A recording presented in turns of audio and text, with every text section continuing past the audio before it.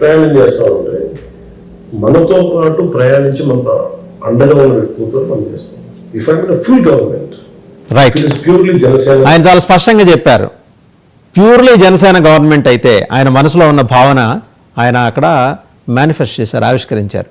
అంటే ఒక రాజకీయ పార్టీగా పర్ఫెక్ట్ లైన్లో నేను వెళ్తున్నాను, నా పార్టీని నేను స్ట్రెంథన్ చేసుకుంటున్నాను, సొంతంగా గవర్నమెంట్ ఫామ్ చేసుకునే దిశగా నా ప్రయత్నాలు మొదలైనవి అని క్లారిటీ ఇచ్చారు.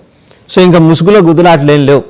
ఇది చూసే తెలుగుదేశం గుస్సా అవుతోంది, మీ మీద కోపంగా ఉంది. ఇది మీరు డెవలప్ అవటం ఏంటి, ఎంతసేపు మాతో పాటు కూటమిలో ఉండి మమ్మల్ని సపోర్ట్ చేస్తూ ఆడియన్స్ గ్యాలరీలో కూర్చొని చప్పట్లు కొట్టాలి, కానీ మీరు కూడా మా పక్కన వచ్చి కూర్చోవటం ఏంటి అనే పద్ధతిలో జనసేన వ్యవహరిస్తుందని తెలుగుదేశం లీడర్స్ వాపోతున్నారట.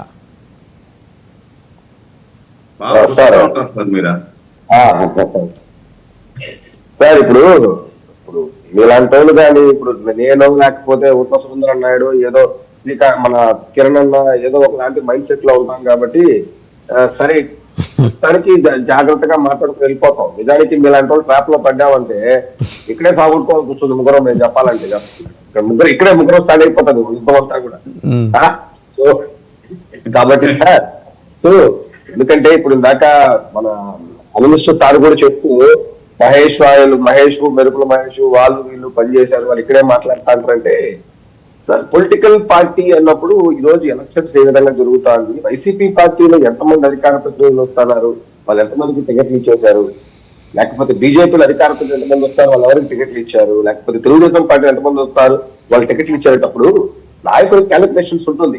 వీళ్ళు మాట్లాడతారు, వీళ్ళు ఇక్కడ వాడుకోవాలా, వీళ్ళు డబ్బులు పెడతారు, వీళ్ళు రాజకీయం చేయగలుగుతారు అనేసి చాలా ఉంటుంది సార్.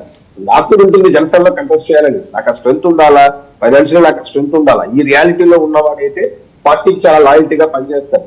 లేదు మనకి ఏమీ లేకుండా బయటపడిపోదాం అంటే కుదరదు. రెండోది సార్ మీకు చిన్న సబ్మిషన్, ఒక టీం ఉంటుంది సార్. ఒక టీం అనేది ఇప్పుడు ఎన్డీఏ ఆంధ్ర రాష్ట్రంలో ఎన్డీఏ అనేది టీము. దీంట్లో బ్యాట్స్మెన్స్, బౌలర్స్, ఫీల్డర్స్ అని ముగ్గురు ఉంటారు. ప్రతి టీంలో ముగ్గురు ఇంపార్టెంట్. వీళ్ళు ముగ్గురు పర్ఫార్మ్ చేస్తేనే ఆ టీం విన్ అవుతుంది. ఒకవేళ ఎప్పుడన్నా బ్యాట్స్మెన్స్ అందరూ తలకి నెత్తికెక్కి మేము కొడితే చాలు, రన్స్ కొడితే చాలే, బౌలర్స్ తో పనిలేదు, ఫీల్డర్స్ తో పనిలేదు అన్నా కానీ ఆ టీం తెచ్చే పరిస్థితి ఉండదు. బౌలర్స్ అలా అనుకున్నాక అలాంటి పరిస్థితి ఉంది. కాబట్టి వాళ్ళ పార్టీ వాళ్ళు స్ట్రెంథన్ చేసుకోవాలి. అంతేగాని వదిలేస్తే అది అలాగో మళ్ళా వైసీపీ పార్టీ వాళ్ళకి వాళ్ళు ఎదగడానికి అవకాశం ఇవ్వం కదా. ఎదిగితే జనసేన ఎదగాల, ఎదిగితే బీజేపీ ఎదగాల, ఎదిగితే టీడీపీ ఎదగాల. ఈ మూడే ఎదగాలని మేము అనుకుంటాం తప్ప ఒక టీంలో వైసీపీ ఎదగాలని ఎలా కోరుకుంటాం సార్? శత్రువుగానే చూస్తాం కదా 5 సంవత్సరాల మళ్ళీ. వాళ్ళు ఏది చేసినా వాళ్ళు శత్రువులుగా చూస్తాం కదా. ఇంకోటి సార్, నా ప్రశ్న అది కాదండి. నేను వైసీపీ గురించి అసలు మిమ్మల్ని అడగలా. నేను మీరు చరిత్ర అది వైసీపీ అనే చరిత్ర, దాని గురించి నేను అడగట్లా. మనం వర్తమానంలో ఉన్నాం, వర్తమానంలో మాట్లాడుతున్నాం. మీరు చరిత్ర అని చెబుతూనే వైసీపీలో ఎవరు జాయిన్ అయినా వాళ్ళు చరిత్ర అన్నప్పుడు వాళ్ళ గురించి కూడా చర్చించాల్సిన అవసరం కూడా. వాళ్ళు మీ దగ్గరకు వస్తే అది వర్తమానం అవుతుంది కదా. వాళ్ళు మీ దగ్గరికి, వాళ్ళు చరిత్రలోంచి మీ దగ్గరకు వస్తే వర్తమానం అవుతుంది. మీ దగ్గర జాయిన్ అయితే అది నేను మాట్లాడేది. రాకపోతే నేను మాట్లాడను. పార్టీకి ఏమో చరిత్ర అంటారు, పార్టీ నాయకులేమో వర్తమానం అంటారు.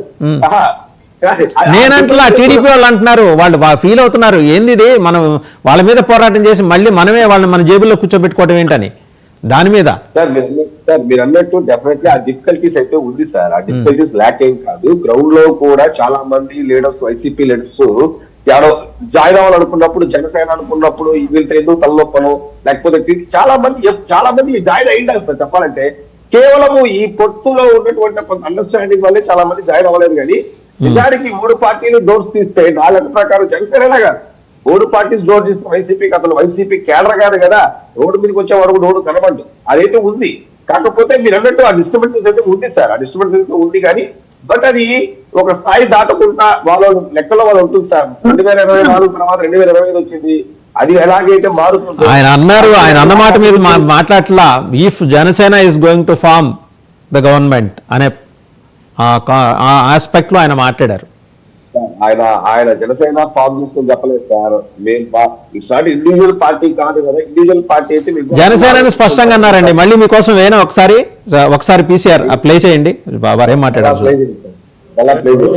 ప్రయాణం చేస్తా ఉంటే మనతో పాటు ప్రయాణించి మన అండగా ఉన్న వ్యక్తులతో మనం చేస్తాం. If I mean full government, if it is purely Janasena government. So విన్నారు కదా, if it's purely Janasena government అన్నారు. సార్, మహేష్ గారు నేను జాగ్రత్తగా వినే పెడతానండి అది నేను దాటిన సార్ అవసరం లేదు సార్. ఇప్పుడే వాడారు సార్, ఇప్పుడు వాడారు. ఇప్పుడంటే కండిషన్ ఇఫ్ జనసేన గవర్నమెంట్ అన్నారు. లోపల ఆస్పిరేషన్ ఉంటేనే ఆ కండిషన్ బయటకు వస్తుంది.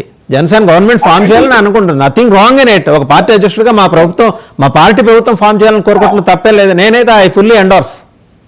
కాదు వాసుదేవన్ గారు, అసలు వాసుదేవన్ గారు జనసేన పార్టీ కార్యకర్తలందరూ కోరుకునేది ఏంటి?